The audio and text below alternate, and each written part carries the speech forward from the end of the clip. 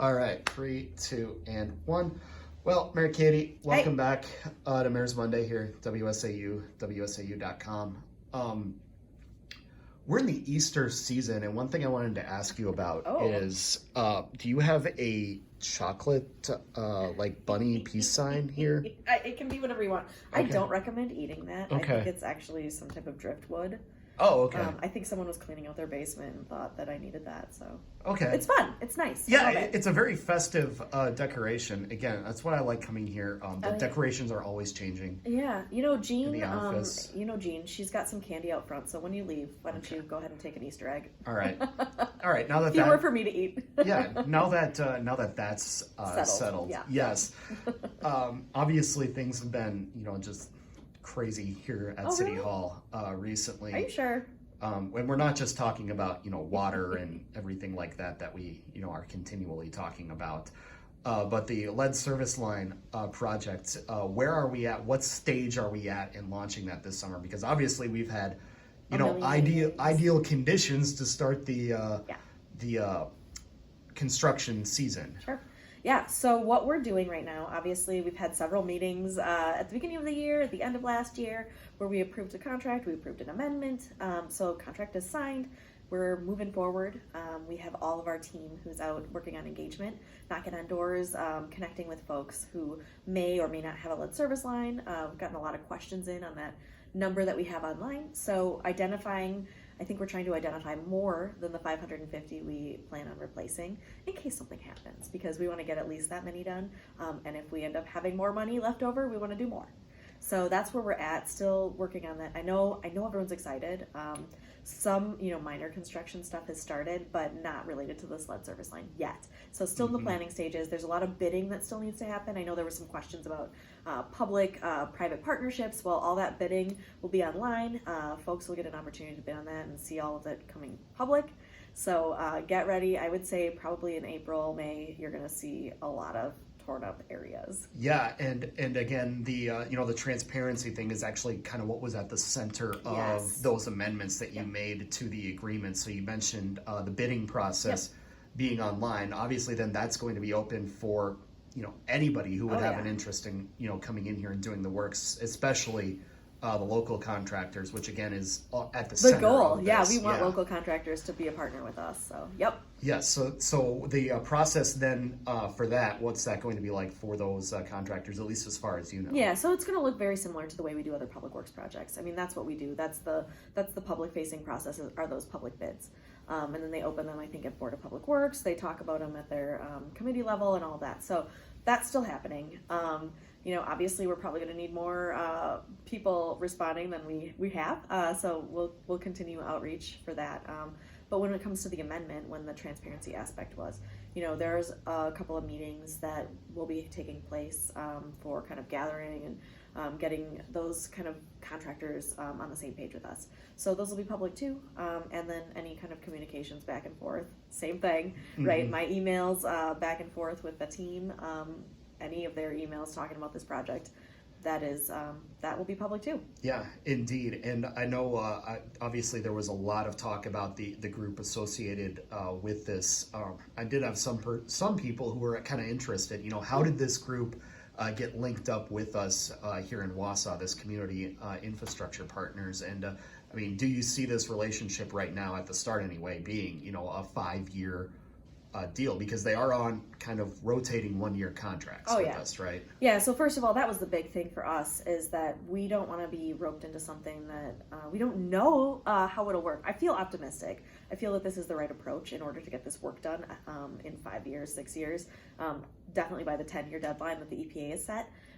So we got linked up with them for initially in Washington, D.C. They were at the same summit I was at, and so they reached out and I said, well, let's talk. And so we talked, and then we had a lot of internal conversations about what do we want to do. We talked to some other organizations that we know do this kind of work, and that we already partner with.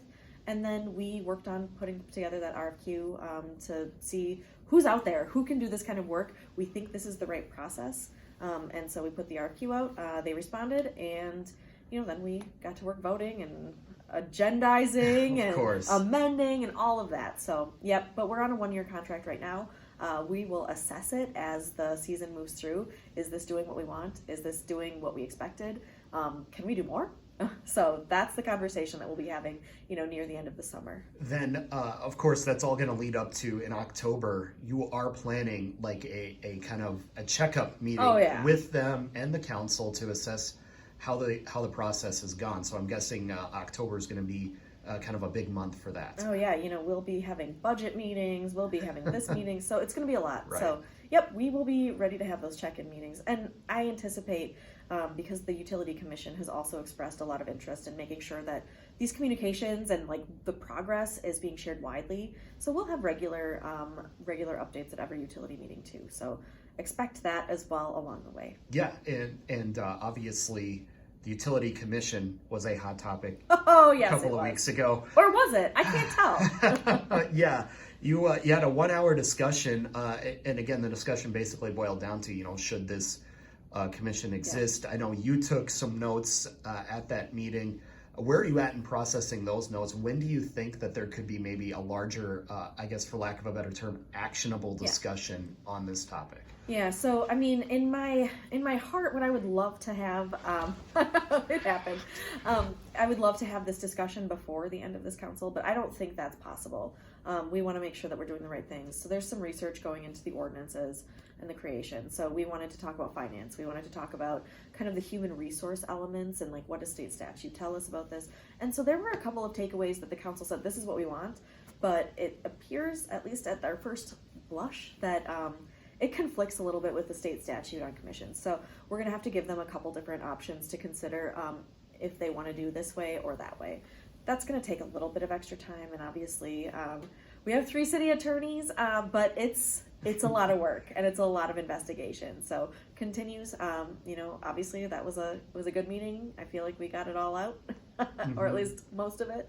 Yeah, indeed. And I know a lot of people are kind of looking at this and saying, we don't always feel represented with somebody who's on a commission. We don't know that we're going to get a response from the commissioners. We do know that we're going to get a response from our alders on the city council. Yep. So I'm guessing giving that feedback, you really want what's best for the community to make sure that the community feels heard in this process. Absolutely. I think that's the big thing for me. And, in the statute and in our understanding of this utility commission, the idea is to take out the political kind of back and forth and have people with some kind of expertise, understanding, or at least longevity on that, because it's a 5-year term, so that they understand the issues deeply.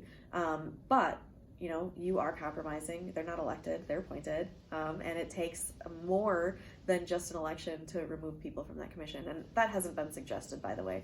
But I think what the folks want is more representation from the electeds. And so there was kind of a compromise thrown out there of like, maybe we just include more people from the council on this commission, and that's doable too. So that'll be one of the options. But if they want to do everything that was suggested, including the HR items, it would require a rethinking of that, and probably as a standing committee instead of a commission. Right, and obviously that just kind of shows how deep this discussion is going to get, because you're going to be looking into pages of city documents and state statutes and comparing to make sure that whatever is done here is done legally, because obviously this isn't a discussion you really want to take lightly. No, it's important. It's going to be long lasting too. I mean, I would expect that the decisions made by this council on the structure of it last for a while.